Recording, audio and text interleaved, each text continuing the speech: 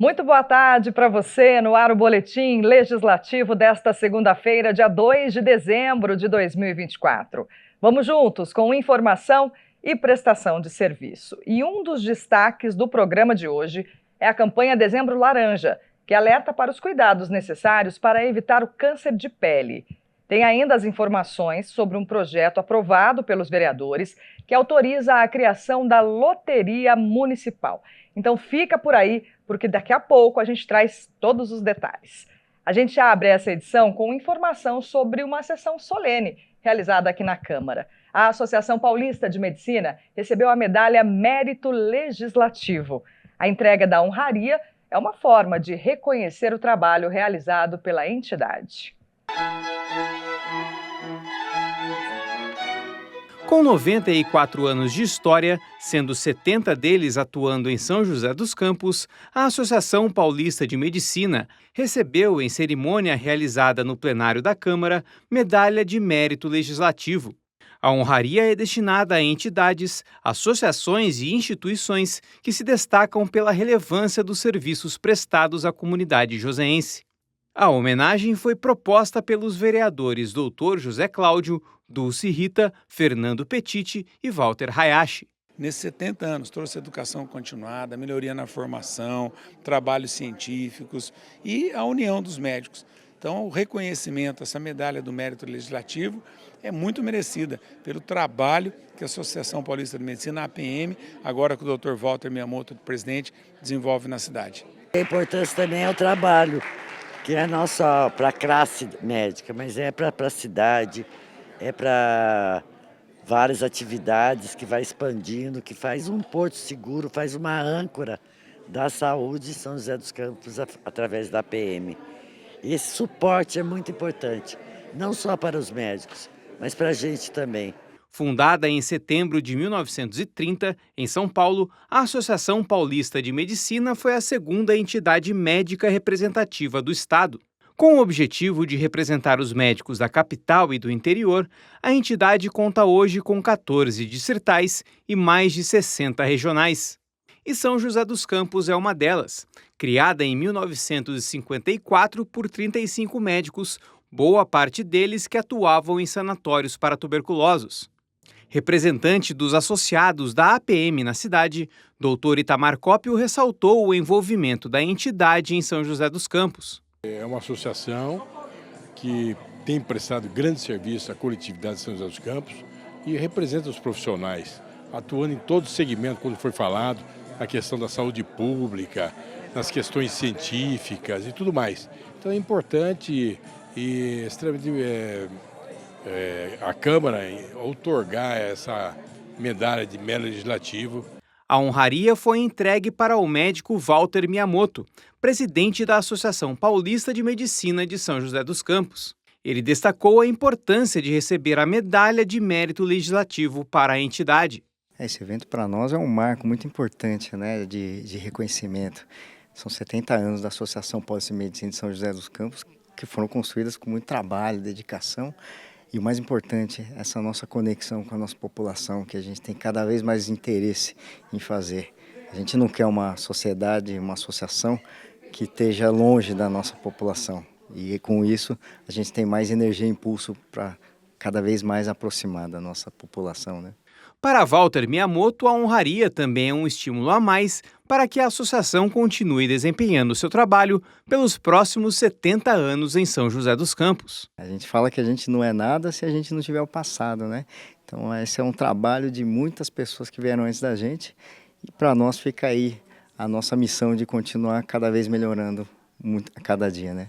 E a gente segue com o assunto do Legislativo. Os vereadores aprovaram um projeto de lei que autoriza a Prefeitura a criar a Loteria Municipal. A ideia é que os recursos ajudem a custear políticas públicas em diferentes áreas, como saúde, cultura e esporte. Ao entrar em uma lotérica, é comum ver vários brasileiros apostando em jogos de sorte e azar, para tentarem conquistar as premiações milionárias oferecidas. E as possibilidades são diversas, desde Loto Fácil à Mega da Virada. Um mercado que movimenta muito dinheiro. E para conseguir reverter esses valores arrecadados aos cofres públicos, a Câmara aprovou o projeto de lei dos vereadores Júnior da Farmácia e Marcão da Academia para criar na cidade a lotérica joseense. A gente vem acompanhando desde o projeto a nível federal, né, que se abriu aí uma regulamentação das casas de loterias e principalmente municipais. E isso a gente estudando deu a entender e dá para a gente, essa é a proposta do nosso projeto, é você conseguir mais arrecadação para o investimento dentro das secretarias. Hoje está apto a cidade a fazer a loteria municipal. Aí a prefeitura vai contratar provavelmente uma empresa especialista nisso e a prefeitura vai determinar como que será feita essa divisão. De acordo com a justificativa do projeto, a proposta surgiu a partir de uma decisão do Supremo Tribunal Federal, que decidiu que a União não detém mais a exclusividade na operação das loterias. Por isso, a medida seria uma forma de aumentar a arrecadação do governo municipal para investir o valor em políticas públicas. Veja, a gente tem uma massa de dinheiro circulando no país que ela está à margem da tributação, que são as bets. Esse é o governo bobeou, o governo federal bobeou, não colocou nenhum tipo de tributação, aprovou esse tipo de atividade e eu acho que a tentativa do município de São José dos Campos é trazer um pouco dessa massa de dinheiro à legalidade e ao invés de beneficiar uma única pessoa, beneficiar toda a sociedade. O documento reforça que a gestão das loterias municipais seria realizada pela Secretaria da Fazenda, que poderá implantar modelos de parcerias ou concessão para a execução do projeto, o que, além de facilitar a operação do Executivo, ajuda também no trabalho de fiscalização exercido pelos parlamentares. A Prefeitura não vai explorar diretamente isso. Ela vai fazer uma concessão, um concurso, uma licitação, para que alguma entidade que seja dentro do escopo da finalidade do projeto de lei entenda que é capaz e vá fazer esse trabalho, com auditoria, com sorteios, com todo o controle. Se nós vamos ter um controle nesse lado da operação, nós também vamos ter um controle, que é o controle que a Câmara faz e faz muito bem, sobre a fiscalização das verbas públicas, empenho, lei orçamentária. O texto ainda aponta que esses valores arrecadados através da loteria devem ser aplicados em serviços essenciais à população. Do total do valor, metade será destinada à saúde, 30% para assistência social e os 20% restantes divididos igualmente entre esporte e cultura. Para os vereadores, a expectativa é que a loteria municipal tenha impacto positivo na vida do cidadão, principalmente na promoção do bem-estar social. Quando você tem uma outra ferramenta que você consegue arrecadar fundos, claro, com todo um regramento, com uma fiscalização, com uma auditoria, e você pode ser investido em melhorias de setores para a nossa cidade, tudo a gente tem que aqui na Câmara, é a nossa função, valorizar, fazer acontecer, trabalhar junto ao Executivo de um formato melhor possível que a gente possa atender a população. Nada mais do que a gente ter essa oportunidade, né? A legislação permite que seja feita, a nova legislação, né? Permite que seja feita a loteria municipal. E o intuito da loteria municipal, o que é? É poder ajudar alguns programas sociais, né? E dentro desses programas sociais, dentro das divisões, ainda atender 50% da arrecadação para a saúde, uma parte para o esporte, uma parte para a cultura. Então, quer dizer, a gente acaba distribuindo e o interessante é que isso vai para as instituições que estão aqui no município. Então, o próprio joseense faz a aposta, concorre ao prêmio e ainda vai estar ajudando as instituições que já ajudam a cidade. Conhecer o que diz o Código de Defesa do Consumidor pode evitar prejuízos, né? E aqui no Boletim, especialistas nos ajudam a entender o que diz a legislação no quadro Seu Direito.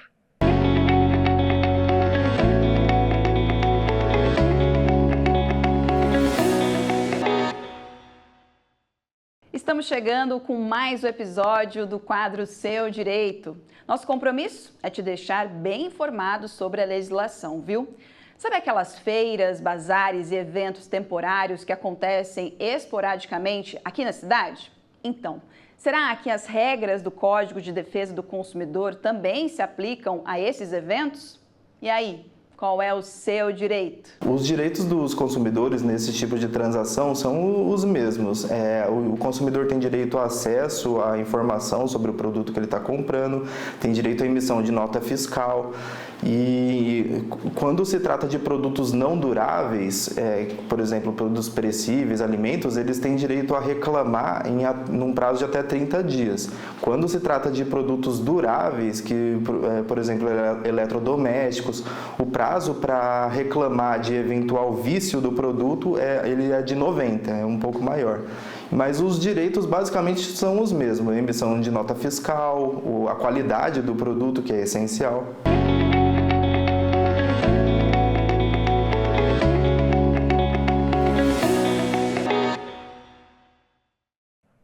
A cada 10 adultos do mundo vive com diabetes. No Brasil, são 12 milhões de pessoas. A doença é grave e, sem tratamento, pode até matar.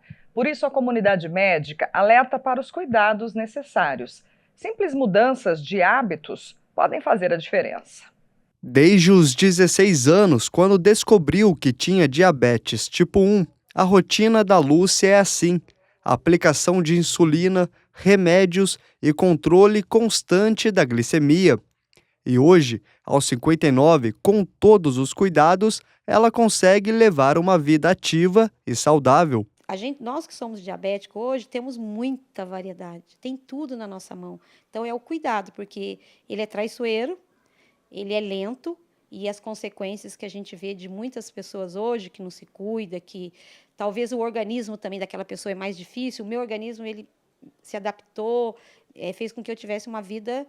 Eu tenho há 43 anos, então eu estou caminhando para bodas de ouro com o meu médico, né? Foi minha bodas de ouro, prata, ouro, e graças a Deus nenhuma consequência. Então é o cuidado. E assim como a Lúcia, muitos brasileiros também convivem com problema. Dados recentes do Atlas da Federação Mundial do Diabetes mostram que no mundo, 1 em cada 10 adultos entre 20 e 79 anos convive com diabetes. No país, são mais de 12 milhões de pessoas diagnosticadas. Até alguns anos, o diagnóstico de diabetes tipo 2 era esperado na 5ª, 6ª década de vida. Hoje em dia nós temos aí adolescentes, por incrível que pareça, e adultos jovens já caminhando para esse diagnóstico.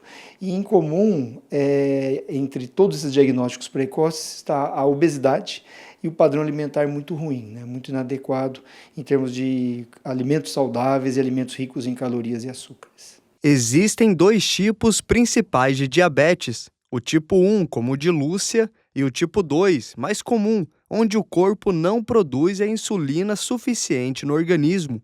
E entender os sintomas da doença é importante. O diabetes tem alguns sintomas clássicos que a gente chama, são os P's, As polidipsia, polifagia, perda de peso e poliúria. O que seria isso? A pessoa começa a sentir mais sede do que o normal, não é um dia quente, e ela começa a ter muita sede, começa a urinar demais, começa a perder peso, mas ela não é uma perda de peso saudável, é uma perda de peso ruim, que ela perde massa muscular.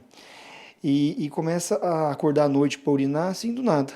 Esses sinais são sinais de alerta, são sinais clássicos de um estado de hiperglicemia que pode estar levando a um diabetes. E neste caso, o diagnóstico precoce é fundamental.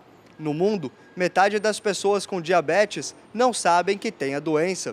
No Brasil, de acordo com a mesma pesquisa do Atlas, esse número pode chegar até a 44%. Por isso, fazer o exame de forma regular pode indicar a diferença entre controle e complicações graves. Às vezes é uma relutância em relação a fazer exames, temos também às vezes a dificuldade de acesso a exames, principalmente na rede pública, enfim, a falta de consciência, acredita-se ainda naquela ideia que eu falei no começo, que a diabetes é uma doença mais da terceira idade ou do adulto já indo para uma idade mais avançada, e na verdade não. O que a gente observa é que está cada vez mais precoce. Então, assim, atenção à própria saúde, cuidados, um exame, às vezes um simples aquela picadinha de dedo, né? Incomoda um pouquinho, mas aquela picadinha de dedo às vezes pode te alertar de maneira precoce a cuidar da própria saúde. E este especialista alerta que sedentarismo e má alimentação são fatores de risco. A boa notícia é que prevenir a diabetes está ao alcance de todos.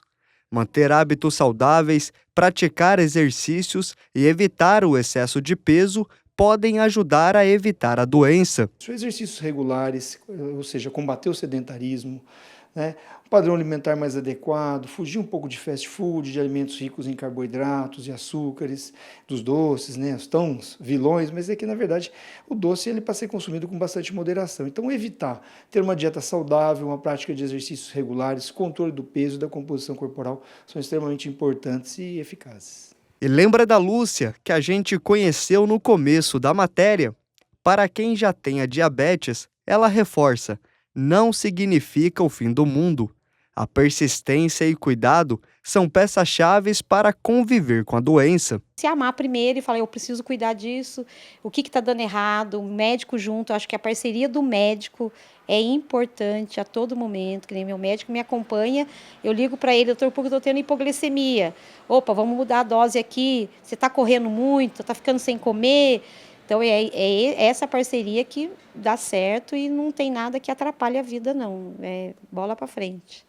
E um outro alerta é em relação aos cuidados com a pele, principalmente nessa época do ano em que o sol predomina, né? A campanha Dezembro Laranja reforça a necessidade de prevenção ao câncer de pele, que representa cerca de 30% de todos os tumores malignos registrados no país.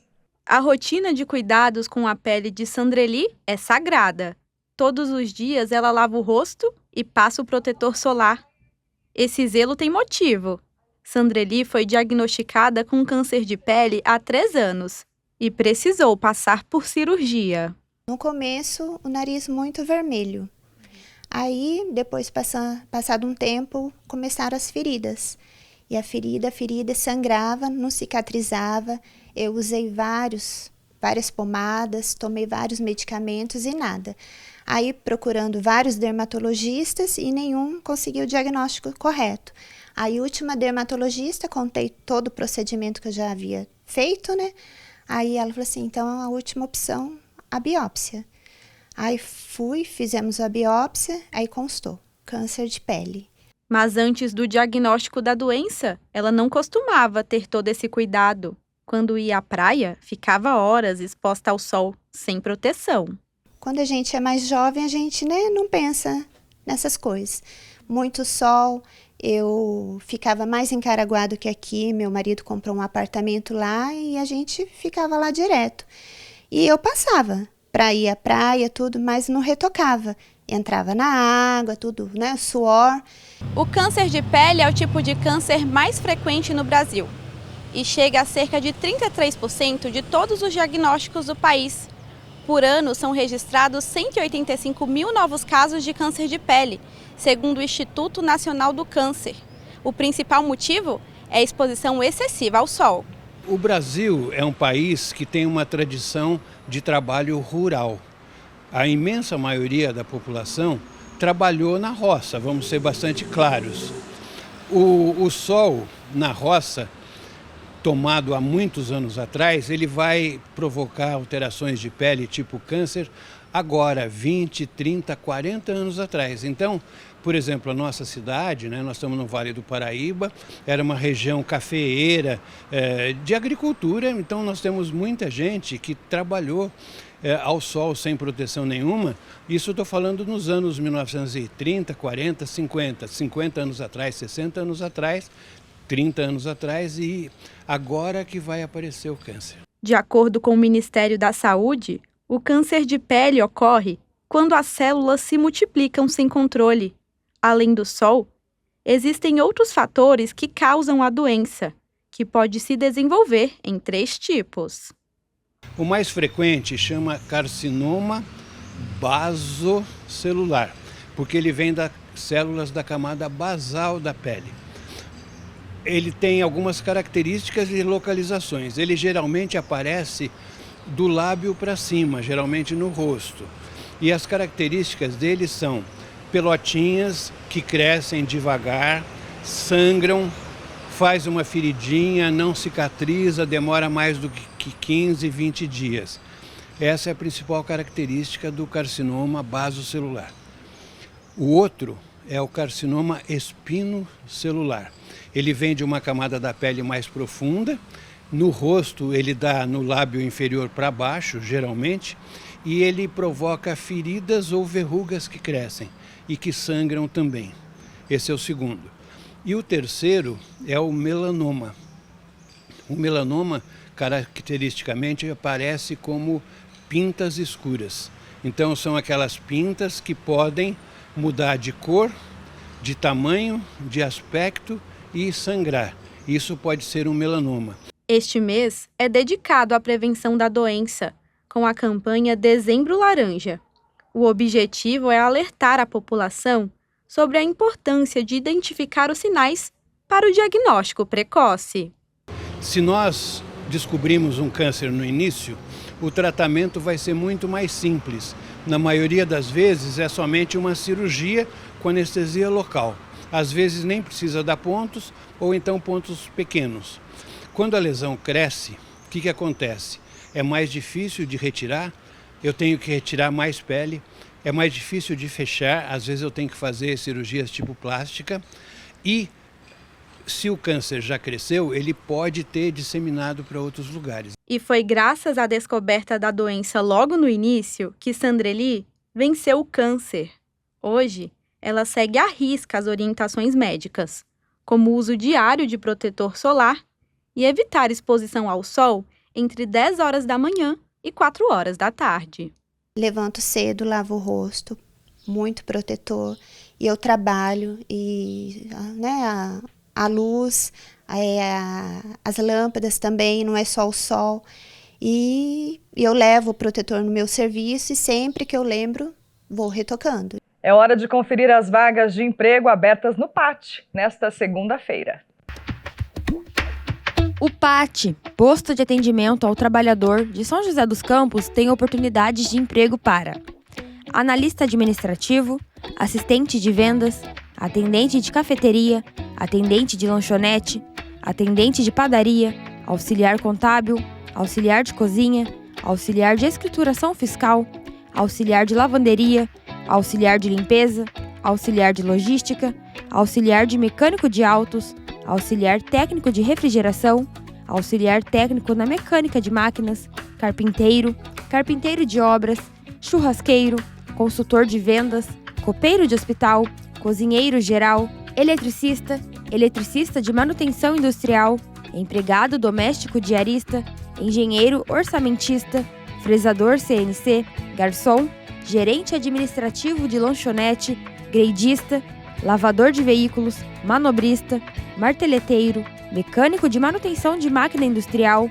mecânico de motor a diesel, mecânico de refrigeração, mestre de obras, moldador de corpos de prova em usinas de concreto, montador mecânico, motorista carreteiro, motorista de caminhão guincho pesado com MUNC, oficial de manutenção predial, operador de injetora de plástico, operador de máquinas de construção civil e mineração, operador de teleatendimento ativo, operador de telemarketing receptivo, operador de torno automático, operador de vendas, pedreiro, pedreiro de acabamento, pizzaiolo, serralheiro, serralheiro industrial, servente de obras, soldador, supervisor operacional de serviços de máquina e veículos, técnico em eletromecânica, técnico em segurança do trabalho, telhador, vendedor de serviços, vendedor interno, vendedor porta a porta.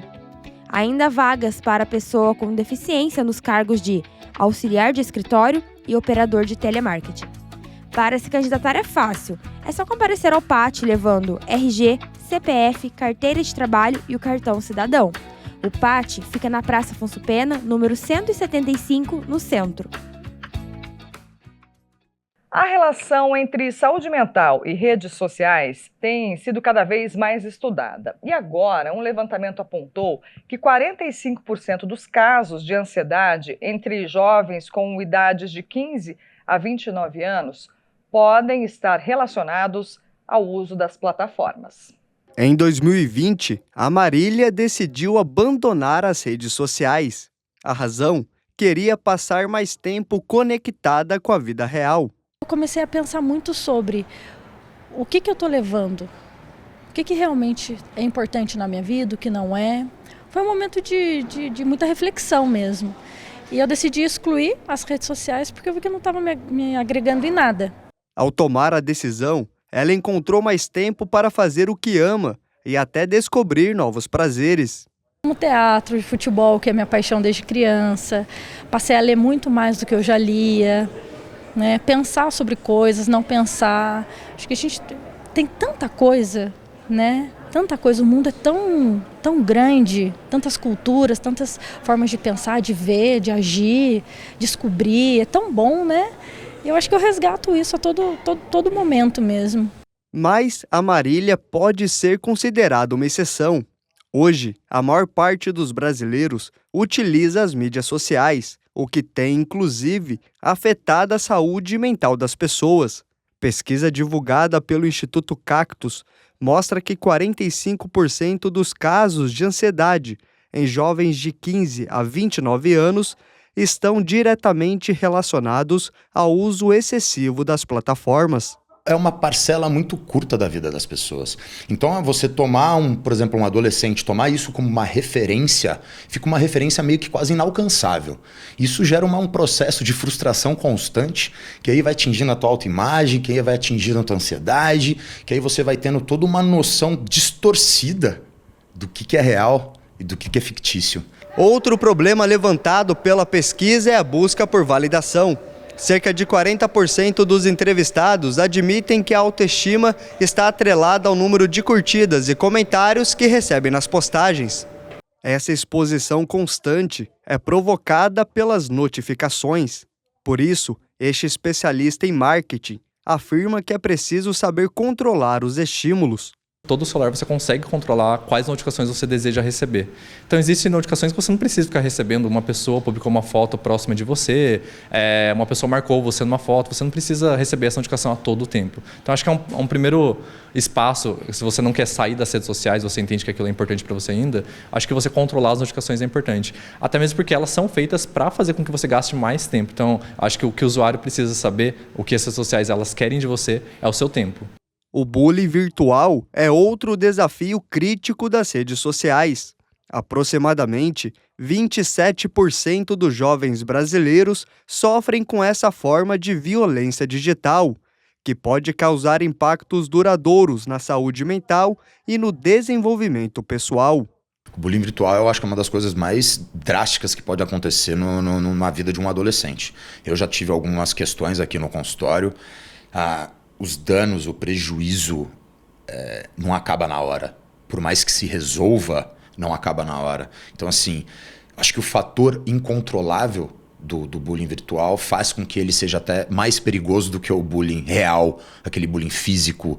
Porque você, de verdade, você não sabe o que vai acontecer, quando vai acontecer, com quem vai acontecer. Então, é outro fator que os adultos precisam estar atentos. Por isso, controlar o tempo de utilização das redes é fundamental. Filtrar os conteúdos e tirar um período para se dedicar a hábitos saudáveis é a recomendação para aproveitar a vida real.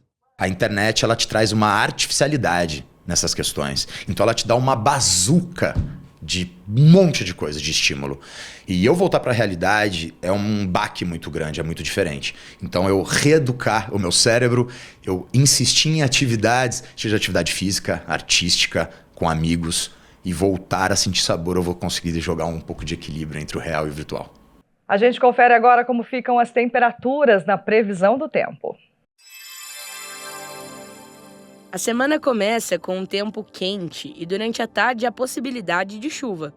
A máxima esperada é de 34 e a mínima será de 21. Já amanhã, terça-feira, o clima fica mais fresco. O dia amanhece nublado e pode chover durante todo o dia. A máxima prevista é de 26 e a mínima será de 21. O Boletim Legislativo desta segunda-feira fica por aqui. Muito obrigada pela companhia. Todo o conteúdo da TV Câmara está disponível no nosso canal do YouTube, TV Câmara SJC. A gente volta a se encontrar amanhã. Até lá!